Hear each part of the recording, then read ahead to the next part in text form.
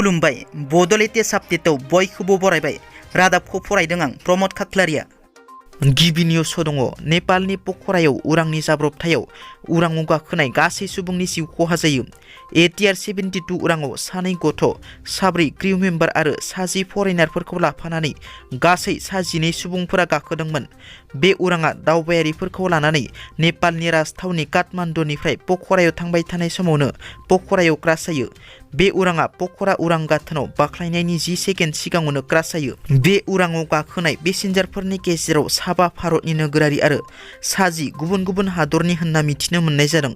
मख'नो गोनांदि बे उराङा 15 बोसोर जानाय गोजाम उरांमोन। असमिया आरो बलिउडनि मुंदांखा देंखोगिरि जुबिन गार्गआ आलादा रायजो कमतापुर दानो नागिरनायखौ हेंथा होयो। लोगोसे आसामनि सुबुंफोरखौबो हेंथा होनो खावलायो। देंखोगिरि जुबिन गार्गआ गवालपारानि नामनि आसाम महोत्सवआव बाहागो लानानै जौस्राङाव सुबुंफोरजों गावनि साननायफोरखौ फोरमायनाय समावनो आलादा रायजो कमतापुर दानो नागिरनायखौ गोख्रों हेंथा होयो।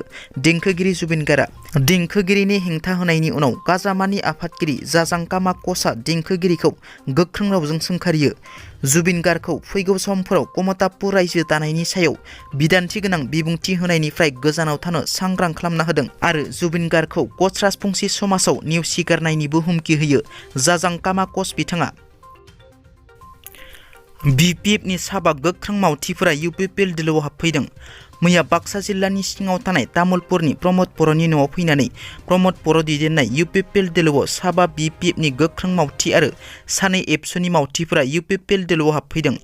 जयेन जाफैनाय सुबुंफोरनि मुं फारियै बारग' BLT गोख्रों केदार एबा BPFनि गोख्रों मावथि सहिन ब्रह्म, गयबारि लाइमोन गांखं BPF दोलोनि गौथुमारि नेहाथारि मनज बिश्वास, गयबारि लाइमोन गांखं BPFनि मावफुं सोद्रोमा फुलेन ब्रह्म, गान्थिबारि प्राइमारि BPFनि नेहाथारि सन्जय बसुमतारी, कमिश्वर बसुमतारी, नाग्रिजुलि दखरा एबसुनि आखान्थि बारग' गाहाय नेहाथारि कान्तेश्वर नार्जारी, तामुलपुर दखरा एबसुनि बारग' सुबुं फोनांजाब नेहाथारि खुंसार उजिर बिथांमोना राजबंशीफोरनि जेंनाखौ सुस्रांनायनि सायाव MP रोनग्रा नार्जारीनि बिबुंथि।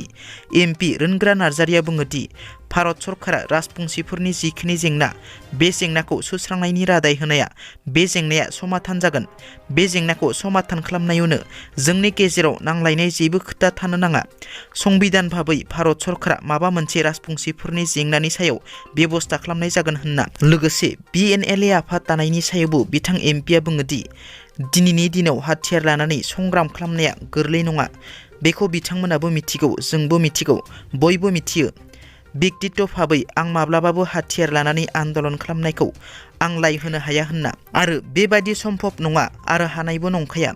मानोना बर'फोरा हाथियार लानानै आन्दलन खालामनाय जाबाय आरो गणतान्त्रिक भाबैबो राजा लामायाव आन्दलन खालामनायबो जाबाय होनना। मागो दमासि फोरबो फालिनायाव बाहागो लाहैदों BTRनि गाहाय प्रमद बर'आ।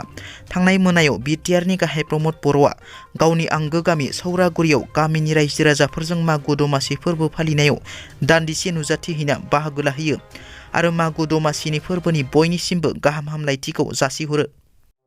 दिनैनि रादाबा एसेनोसै। नोंथांमोना जुदि आंनि रादाबखौ खोनासंनानै मोजां मोनदोंब्ला अन्नानै लाइक, शेयार आरो साबस्क्राइब खालामनो दाबाव। गोजोन्थों।